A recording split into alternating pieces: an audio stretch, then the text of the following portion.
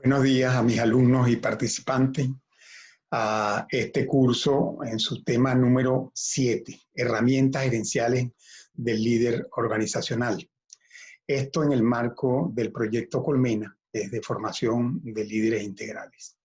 Este tema indudablemente que va a traer muchísimo discernir sobre el significado real de ese salto que va a dar el líder en su comportamiento para usar, para emplear las herramientas gerenciales más importantes. Esas que se adaptan al desarrollo de un proceso de percepción adecuada, de una lógica unida con elementos necesarios, con el uso de esa lógica para emplearlo en su debido momento. Y para eso tenemos que reconocer, poder describir exactamente lo que significa la eficiencia. La eficiencia, mucha gente cree que los equipos son eficientes, pero realmente cuando se utilizan es que podemos llegar a alcanzar el rendimiento de esa maquinaria y determinar realmente si son eficientes.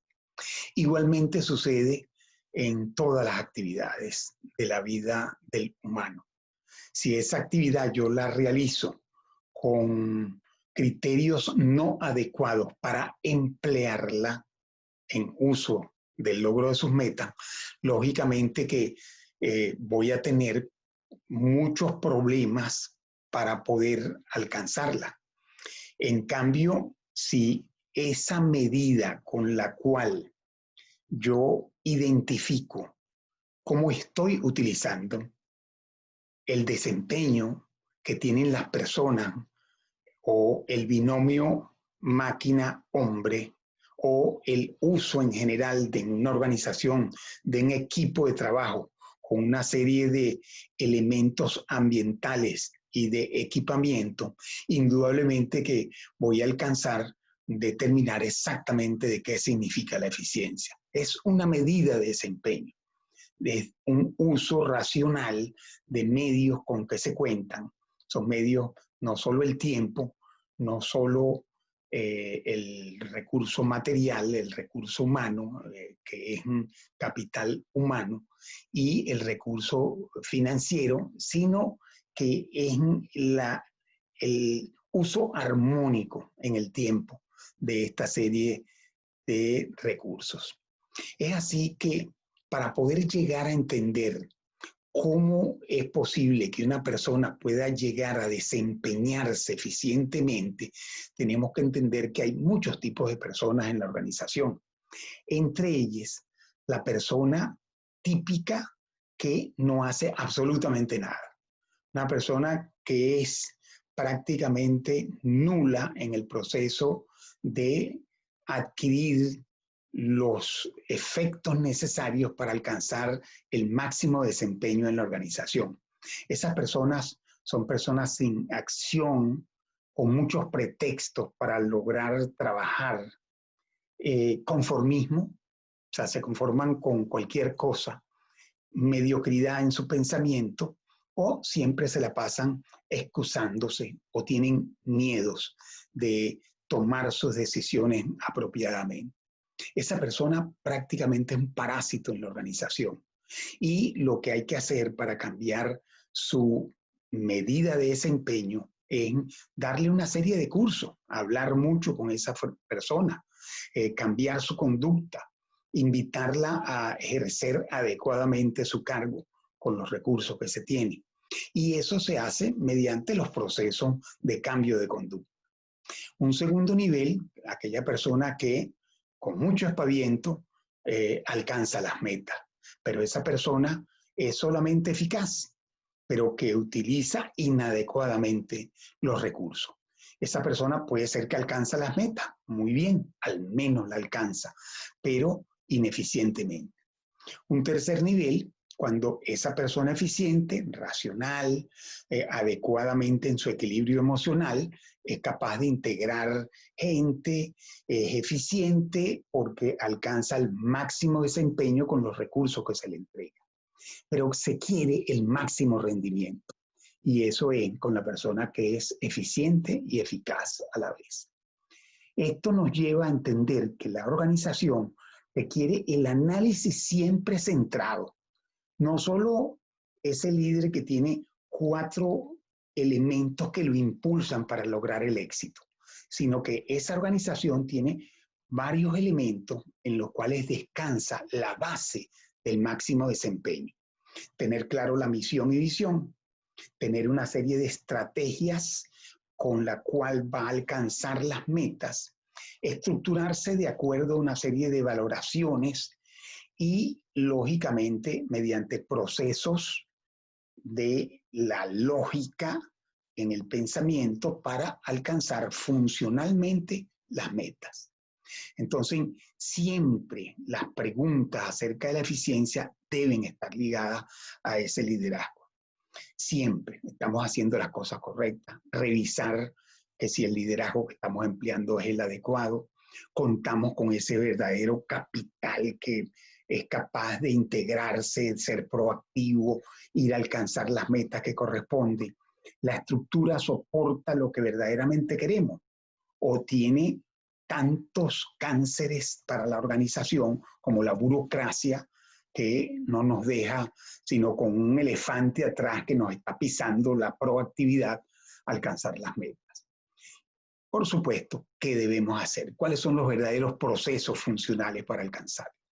Entonces, es aquí donde el líder comienza a dar el salto hacia el liderazgo organizacional. ¿Cuándo? Cuando utiliza la primera herramienta gerencial que debe utilizar un líder. Ese liderazgo que está basado en un proceso de conducta en donde la percepción es el elemento más importante, utiliza la planificación. ¿Y por qué la planificación? Porque impulsa a visualizar el futuro y completar el binomio misión y visión. Esa planificación estratégica tenemos una clase dedicada exclusivamente a ella. Como segunda herramienta gerencial es la gerencia por proyectos. Entonces, aquí utilizamos los 4 pasos del proceso administrativo. Planificamos para obtener una visión de futuro, para determinar y lograr objetivos mediante diferentes formas de acción, consiguiendo cuál es la más eficiente. Segundo, organizamos para determinar qué tareas hay que hacer. O sea, funcionalmente decimos, bueno, si yo voy a crecer en una organización y estoy conversando con las personas que vamos a invertir en esa organización, quizás principalmente debemos pensar cuál es el objeto administrativo de nuestra organización. ¿Qué tareas hay que hacer? Funcionalmente, ¿dónde deben estar colocadas? ¿Con qué peso? ¿Quién las va a hacer? O sea, ¿qué tipo de gente las va a hacer? ¿Cuál es su perfil profesiográfico? Esa gente debe ser seleccionado de acuerdo al perfil y no al DO índice que nos relacione solamente con amistades, con personas que conocemos, sin saber exactamente cuál es la medida de su desempeño. ¿Con qué recursos contamos para eso? ¿Cuál es la inversión inicial? ¿O cómo consigo esa inversión inicial que requerimos? ¿Y cómo vamos a cuantificar los logros? En eso, lógicamente, está la dirección, una herramienta gerencial importantísima en donde hay que separarla totalmente de la conducta del líder. Si unimos las dos, por supuesto que alcanzaremos la máxima eficiencia, pero por lo pronto, y con esta herramienta gerencial de la gerencia por proyectos, bueno, nos dirigimos para alcanzar las metas y materializamos todo lo que signifiquen los conceptos relacionados con este proceso, ya en un PER, que en una planificación que nosotros hagamos en el tiempo, qué meta vamos a ir alcanzando en cada una de las etapas de la estructuración adecuada de esta organización. Y por último, ¿cómo lo controlamos? ¿Cuáles son los índices de desempeño que vamos a utilizar y dónde los vamos a colocar? cómo medir y corregir el desempeño de la organización, cómo mantener la aplicación de los planes y utilizar todo lo que significan herramientas gerenciales relacionadas con el control de la planificación. Para esto, indudablemente, tenemos una serie de pasos que se dan en este curso para que ustedes obtengan claramente y bien identificados estos pasos para la aplicación de este proceso. La tercera herramienta gerencial es la toma de decisiones. Internalícenla. Señores líderes, lo importante es visualizar a futuro mediante la planificación, administrar en un esquema adecuado del proceso administrativo y tomar decisiones, esencial para el líder. ¿Y cuáles son las características más relevantes? Fíjense, toda decisión da como resultado una contribución hacia la consecución del objetivo y las metas que tiene la organización. La toma de decisiones no es una actividad administrativa aislada y por lo tanto, como tal, y de acuerdo a su importancia, su relevancia, los recursos que utilizan, indudablemente vamos a requerir siempre de tiempo suficiente. El uso del pensamiento creativo es necesario. ¿Y por qué? Porque esa tríada, creatividad, innovación y cambio, me va a dar a mí el resultado eficiente, sistémico de la organización. Debemos recordar siempre que la toma de decisiones indudablemente requiere en toda oportunidad el hecho de cambiar la acción mental a una acción física. Y por último, reconocer que una decisión va a iniciar una serie de cadenas de acciones que tenemos que, en el contexto de esa decisión más importante, mantener siempre el criterio proactivo de ir escalando posiciones. Otra característica no menos importante, pero que realmente las principales fueron las que nombramos, es que hay que implantar la vigilancia adecuada, mantener la estabilidad respecto a la decisión que tomamos, haga ensayos iniciales para que esa decisión no sea errónea desde el principio y nunca va a defraudar una buena decisión porque está relacionado con la solución de un problema de la organización. Y acuérdense, no pueden dar el gusto a todos. El criterio de la toma de decisiones y el umbral de las decisiones son dos cosas que me permito resaltar, porque el criterio es que en toda la ciencia administrativa forma parte de ese criterio personal que el líder debe percibir adecuadamente al momento, a la circunstancia que se esté presente y en el modo con el cual yo voy a tomar las decisiones. Si los valores son claros, seguramente la información van a ir fluyendo adecuadamente. Debo buscarme las personas más preparadas en este aspecto de la toma de decisiones. Debo formar equipos de trabajo para analizar adecuadamente, para crear nuevas situaciones en las cuales yo pueda aplicar esa decisión. Y se puede predecir, lógicamente, si utilizo la metodología de la toma de decisiones adecuado, los riesgos serán realmente razonables. El espectro de decisiones que les mencionaba en dos ejes. Un eje del impacto de la decisión por los recursos, cuántos recursos utilizo. Por eso es que ustedes ven algunos gerentes con una cantidad de papeles en su escritorio que lógicamente pareciera que no entendieran que hay que delegar, que hay que formar equipos de trabajo eficientes, equipos de más alto nivel, con el fin de delegar adecuadamente y que ciertas decisiones que no tienen espectro de decisiones sumamente complejas puedan ser delegadas a los líderes que integran nuestros equipos de trabajo. Y los criterios, o sea, cuán más álgido, más difícil, más comprometedor para la organización es, indudablemente requiere la unión del equipo de trabajo. Ese espectro de decisiones nos lleva a qué metodología utilizar. Bueno, IBELE, nuestro instituto, le sugiere esta metodología. O sea, no solo es simplemente, bueno, yo creo que esa toma de decisiones por mi experiencia, ahí craso error. Los líderes nunca se basan en el husmear y determinar solamente, sino que se basa en criterios racionales, se basa en criterios emocionales articulados con el desarrollo organizacional, articulados con la metodología sugerida para las tomas de decisiones, en donde hay que hacer un análisis de la organización. ¿En qué situación está la organización? No, nunca dejen de analizar el problema y cuáles son los límites del problema. Refiéranlo por escrito exactamente cómo está dimensionado. Porque precisamente en estos primeros 3 pasos es que en el análisis de la situación de la organización, la identificación del problema y sus límites, es que yo voy a tener los hechos que influyen en el problema.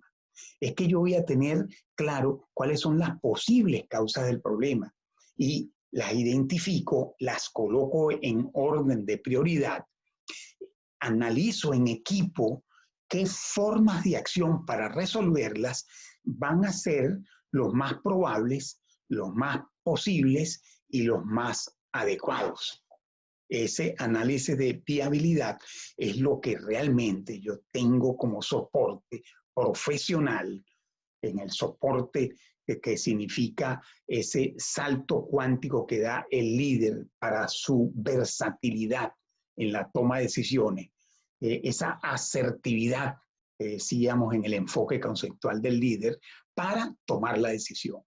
Y una vez que se tome, accionar, implementarla y constantemente observar y tener índices de productividad en diferentes sitios para determinar si cambia la situación. Observación, que viene siendo el proceso de control, y nuevamente análisis de la meta para comprometerse realmente con la solución de los problemas. La 4ª herramienta gerencial, control del tiempo. Y fíjense, yo hago mucho énfasis en que los líderes nunca llegan tarde, en que los líderes, si realmente mantienen un criterio de relación adecuada en las reuniones que tienen y no se ponen a hablar tonterías y no se ponen a esperar al jefe y no se ponen a decir cosas intrascendentes o que no tengan nada que ver con las reuniones, normalmente no pierde el tiempo. Esa es una de sus características. Entonces, aquí vamos a utilizar una serie de conocimientos para planificar, organizar y controlar las actividades que una persona va a realizar. El control del tiempo es un arte, pero a la vez una metodología para hacer que sirva en beneficio de la persona. Es utilizar adecuadamente las herramientas que estamos aprendiendo para administrar los recursos y dictaminar exactamente cómo yo utilizo las comunicaciones. O sea, yo me voy y dirijo peroratas intrascendentes de lo que yo hacía cuando yo era muchacho y que esto me sirvió o no me sirvió para algo que no está relacionado con el tema. Esas son habladeras de cosas intrascendentes. Hay un cuadrante para el manejo del tiempo. Internalícenlo. Porque miren, ustedes no se imaginan lo que esto sirve para el hecho de nosotros trazar un rumbo adecuado hacia el logro de las metas en mi vida. Trácense contemporáneamente con la solución de sus situaciones que tengan en la vida, diferentes etapas, pero trácense en el tiempo lo que verdaderamente necesitarían. Les describimos. ¿Qué es lo urgente? Bueno, abren la puerta de la reunión, tenemos que hacer tal cosa. Eso o es una falla o es un accidente, porque si no, no fuese urgente. Cuando indican que eso hay que hacerlo después de que nosotros hemos estado planificando adecuadamente, quiere decir que ahí, si lo creen importante, hay crisis.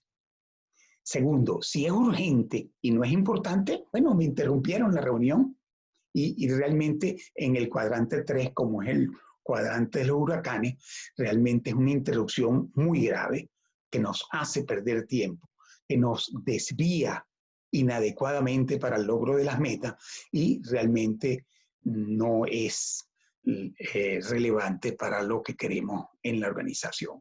En cambio, si no es urgente y es importante, quiere decir que lo estamos planificando.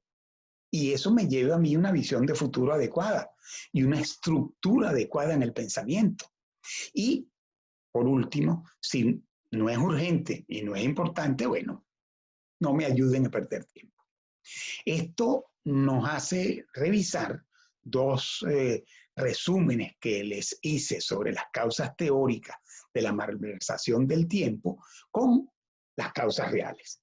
Por ejemplo, una falta de información, bueno, corresponde a una falta de organización personal. Unas comunicaciones lentas, es porque hay una confusión de prioridades. Unas interrupciones constantes, escasa delegación de funciones o precisamente ese impacto de lo no relevante. Y así sucesivamente hasta los excesos de burocracia, que lamentablemente fue o porque el DEO índice está haciendo uso de las tomas de decisiones, o bien existe un esquema de decisiones precipitadas inapropiadamente. Incompetencia de mucha gente, eso constantemente lo vamos a ver, y ella misma es una causa real de la malversación del tiempo.